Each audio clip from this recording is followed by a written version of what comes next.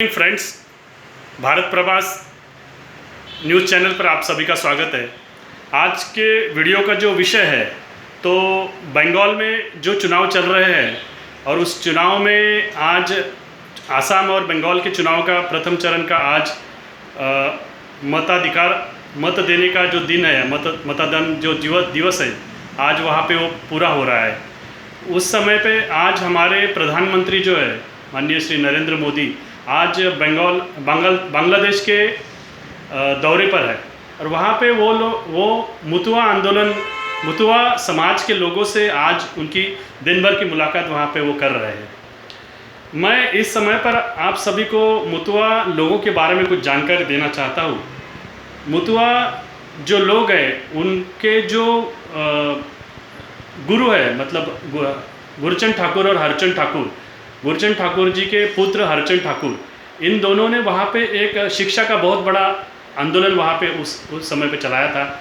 और वो आंदोलन का जो समय है वो लगभग ज्योतिराव फुले जी के जो महाराष्ट्र में शिक्षा का आंदोलन चलाया उन्होंने, वो उस आंदोलन के पहले वो आंदोलन वहाँ पे उन्होंने चलाया था।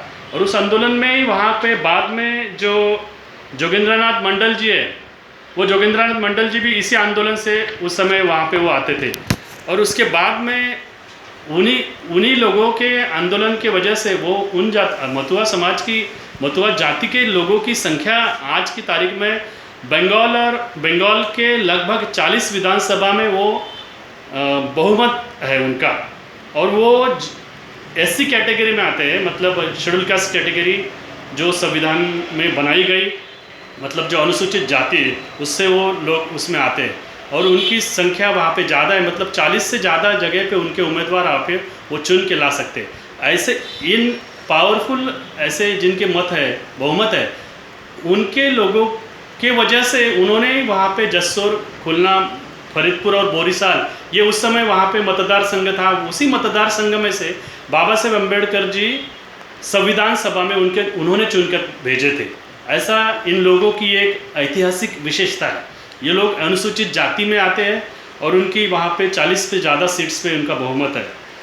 वर्तमान में जो ये लोग हैं, ये लोग उस आंदोलन के बारे में कितना जानते हैं, ये सोचने की बड़ी बात है कि जिन्होंने बाबा साहेब अम्बेडकर जी को संविधान सभा में चुनकर भेजा था।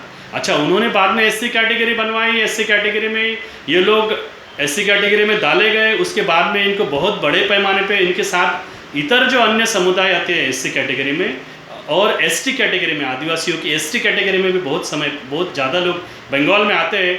इन्होंने यहाँ पे गए 70 सालों में बहुत बड़े पैमाने पे आरक्षण की वजह से इनमें बहुत ज़्यादा बदलाव होने को दिखता है।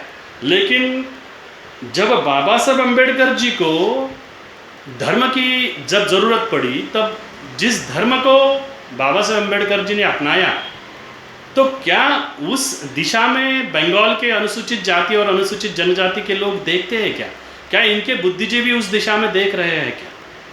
क्योंकि वहाँ पे बहुत बड़े पैमाने पे बामसेफ के माध्यम से दुर्गापुर में, मालदा टाउन में, फिर वहाँ पे दार्जिलिंग में बहुत बड़े बड़े कैडर कैंप्स वहाँ पे लगवाए गए और मुतुआ आंदोलन को जागृत फिर से खड़ा करने का कोशिश वहाँ पे किया गया कि जो आज भी वहाँ पे अनुसूचित जाति के बहुसंख्यक लोग उसमें आते हैं। उसी का आगे जाके कुछ लोग उसको मुतुआ धर्म का भी नाम दिया है।